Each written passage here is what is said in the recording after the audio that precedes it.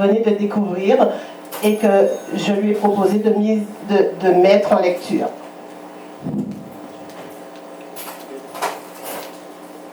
C'est un texte de Jean Carnu qui est paru aux éditions Presse universitaire de France en 2001. Pourquoi les hommes ont peur des femmes? Éthique de la différence.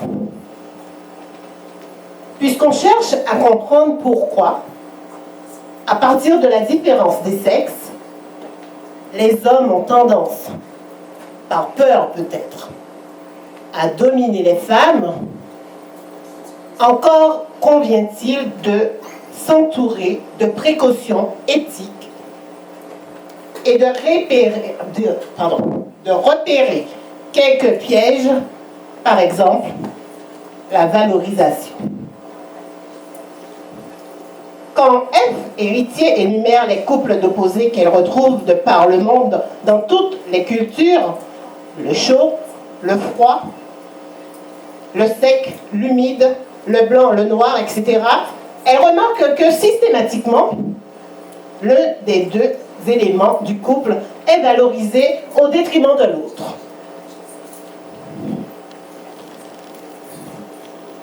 L'attribution de cette valeur, que si l'on veut de cette plus-value, est éminemment variable dans le temps et dans l'espace.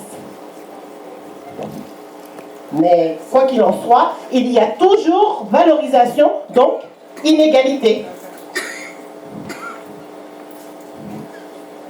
C'est dire que toute opposition induit et s'inscrit dans un système de valeurs et que tout système de valeurs crée des oppositions et des inégalités.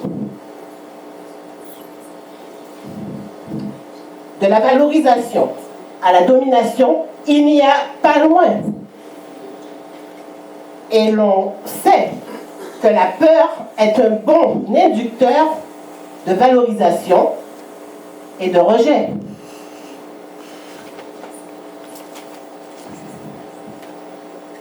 Lors du constat d'une différence, et au premier chef, celle des sexes, il faut aussi prendre en compte les idéologies moralisatrices et pseudo-humanistes qui positionnent l'homme et l'animal. Dans cette opposition, la spiritualité, l'intelligence, etc. sont inévitablement attribuées à l'homme.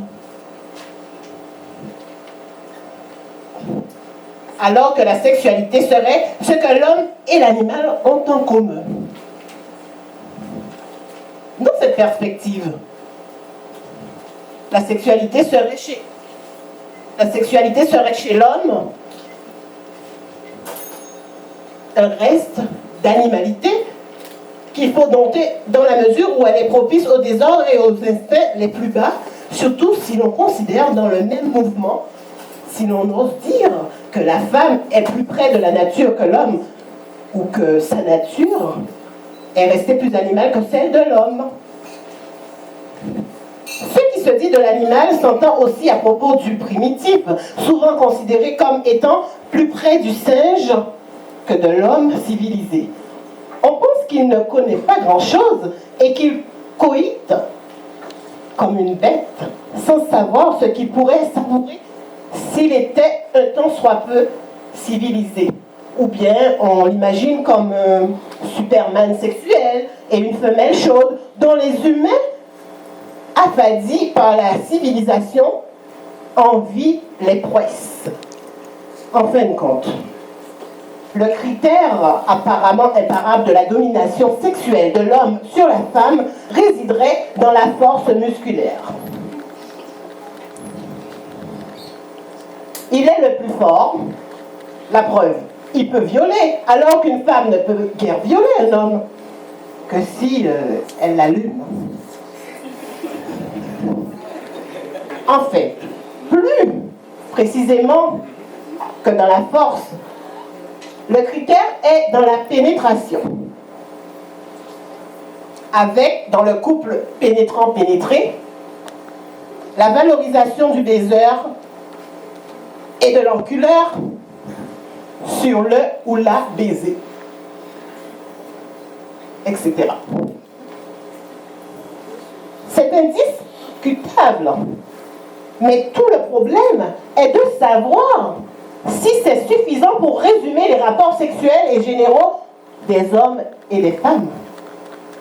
En effet, ce n'est qu'à courte vue que l'on peut avancer une suprématie du pénétrant. La psychopathologie la plus quotidienne prouverait que cette suprématie est bien souvent vulnérable, menacée et incertaine. Mais que de rituels, que de discours pour conjurer cette incertitude.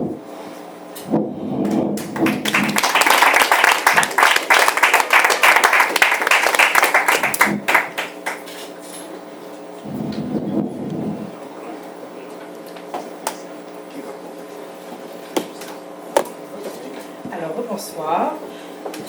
Alors maintenant, c'est à moi de vous interpréter un de mes textes.